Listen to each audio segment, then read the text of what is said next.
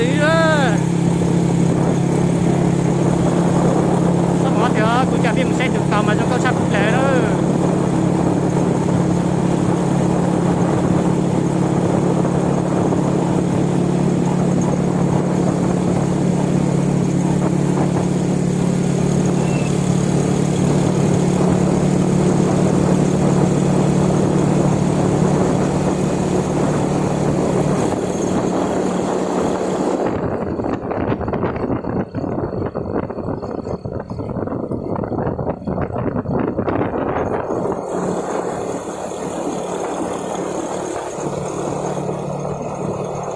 Ủa đáng chứ không quay ra đây lo xong à, gọi quay ra sổ YouTube này còn dựng kẻ này.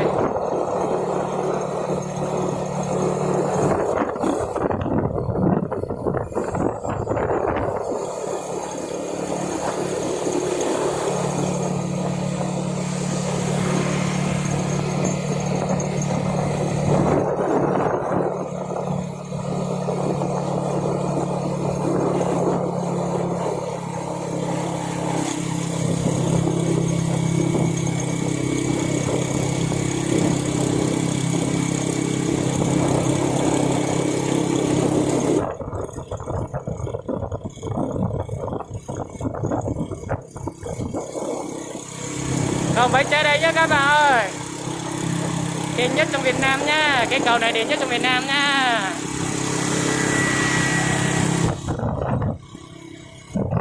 Đây nhá, biển Đông đây nhá. Cầu Bãi Cháy đây.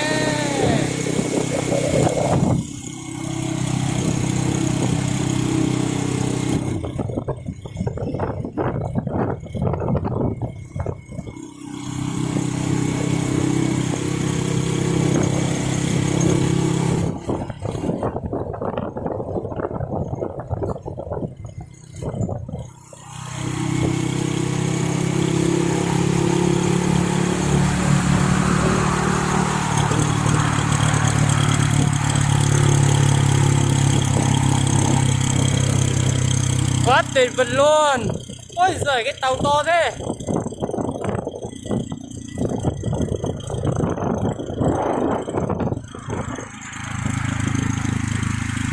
Quá tuyệt vời luôn. Tuyệt vời luôn.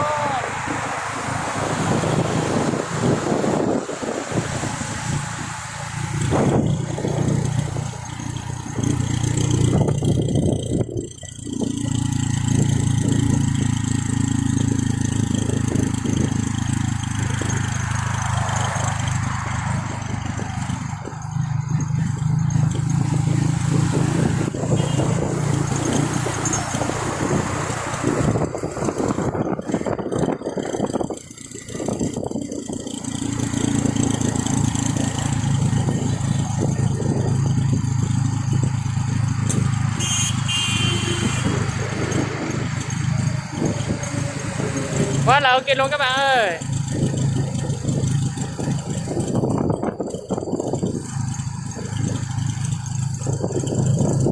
Quá là ok luôn. Quá đẹp luôn.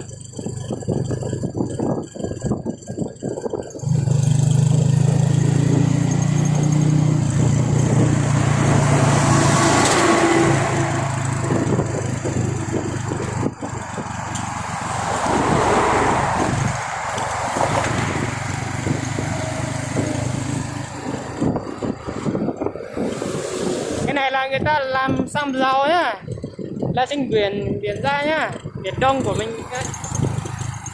Thôi em mình gặp nhau như thế thôi nhá, hẹn lần sau.